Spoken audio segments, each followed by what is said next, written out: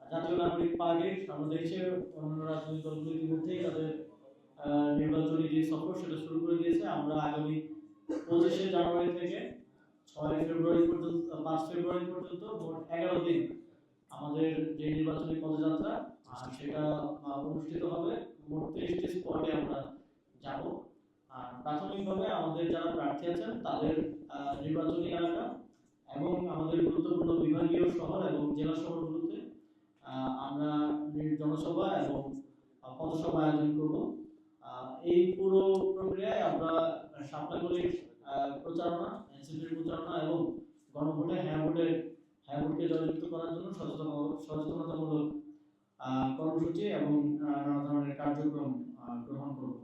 এবং এই কর্মসূচিটা আমাদের মুখ্য সমন্বয়কারী ইতিমধ্যেই আপনাদেরকে জানিয়েছেন। আমরা আহ্বান করব এবং আমরা প্রত্যাশা রাখবো যে আপনারা আমাদের এই কর্মসূচিকে কাভারেজ দেবেন এবং মানুষের কাছে, দেশের মানুষের কাছে সেটা পৌঁছে দেবেন। দ্বিতীয়ত, আজকে আমরা আমাদের যে কথা আমরা শুরু থেকে বলেছিলাম যে আমরা গণভোটের প্রার্থী ঘোষণা করব 270টি আসনে, যেখানে আমাদের নির্বাচনী প্রার্থী নেই। আমরা দেখছি যে সরকার সহ বিভিন্নভাবে গণভোটের প্রচারণা হচ্ছে, কিন্তু সেটা অনেকটা সার্ফেস লেভেলে হচ্ছে। ভোট দেয় আমাদের একেবারে প্রান্তিক এলাকার জনগণ, এবং প্রত্যেকটি গ্রাম অলিগলিতে গণভোটের বার্তাটা এবং গণভোটের সচেতনতাটা পৌঁছে দেওয়া প্রয়োজন। আমরা দেখছি অনেক ধরনের গুজব ছড়ানো হচ্ছে যে গণভোটে হ্যাঁ ভোট দিলে বিসমিল্লাহ থাকবে না, আরো অনেক ধরনের গুজব মাঠ পর্যায়ে ছড়ানোর চেষ্টা করা হচ্ছে। তো সেই জন্য সচেতনতার জন্য আমরা 270টি আসনে গণভোটের প্রার্থী ঘোষণা করার সিদ্ধান্ত গ্রহণ করেছিলাম। আজকে আমরা তার অংশ হিসেবে 238টি আসনে গণভোটের প্রার্থী ঘোষণা করব।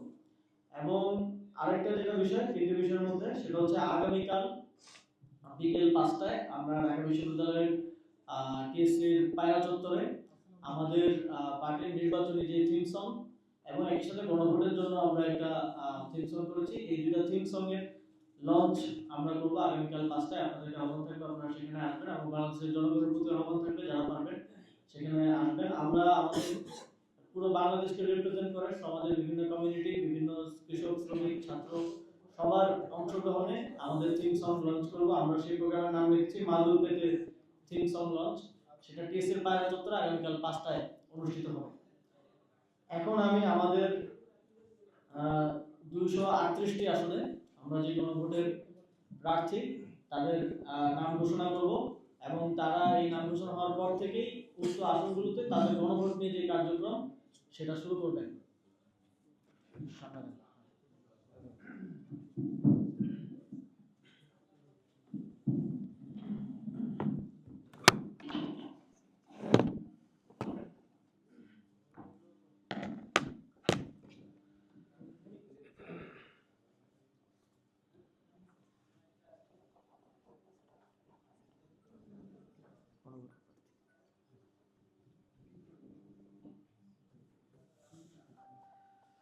আমরা আমাদের গণভোটের প্রার্থীদের নাম ঘোষণা করছি।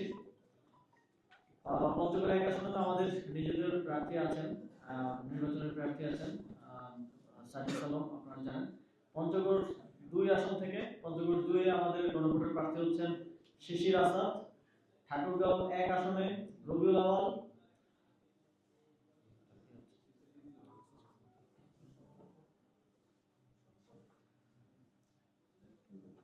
ঠাকুরগাঁও 2 আসনে রবিউল ইসলাম।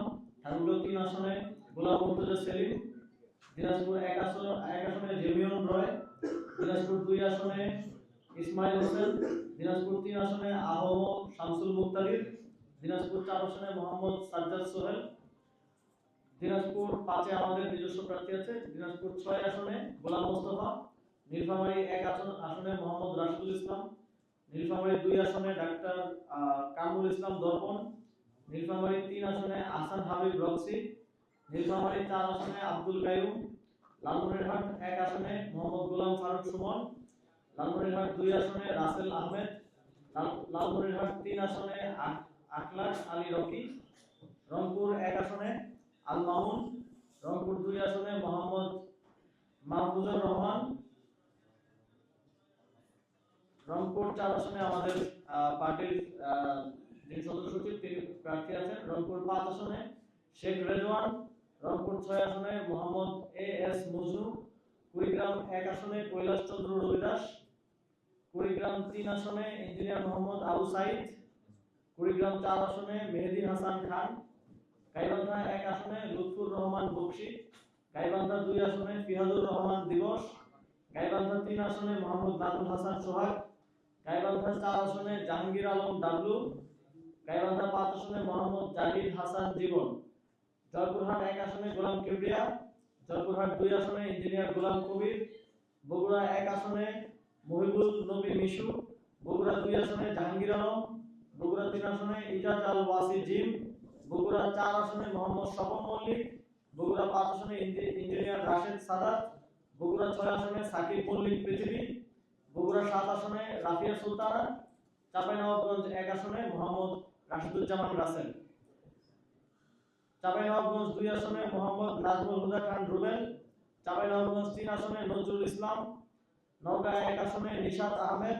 নওগাঁ 2 আসনে মাহফুজার রহমান চৌধুরী রুবেল, নওগাঁ 3 আসনে পরিমল চন্দ্র উরাও, নওগাঁ 4 আসনে আব্দুল হামিদ, নওগাঁ 5 আসনে বিপুল হাসান শিবলু, রাজশাহী 1 আসনে মোহাম্মদ ইউসুফ আলী, রাজশাহী 2 আসনে মোহাম্মদ রাশিদুল ইসলাম, রাজশাহী 3 আসনে মোহাম্মদ ফিরোজ আলম, রাজশাহী 4 আসনে মোহাম্মদ মীর ফারুক, রাজশাহী 5 আসনে মোহাম্মদ আতাউর রহমান, রাজশাহী 6 আসনে ইমরান ইমন, নাটোর 1 আসনে প্রভাষক মোহাম্মদ আরিফুল ইসলাম তপু, নাটোর 2 আসনে মোহাম্মদ আল আমিন হোসেন আলী, নাটোর 3 আসনে জিএম আক্কাস আলী, নাটোর 4 আসনে জিএম আক্কাস আলী, সিরাজগঞ্জ 3 আসনে এসকে শামীম, সিরাজগঞ্জ 4 আসনে মোশাররফ আদনান, সিরাজগঞ্জ 5 আসনে মাহিন সরকার, সিরাজগঞ্জ 6 আসনে আমাদের নিজস্ব প্রার্থী আছে।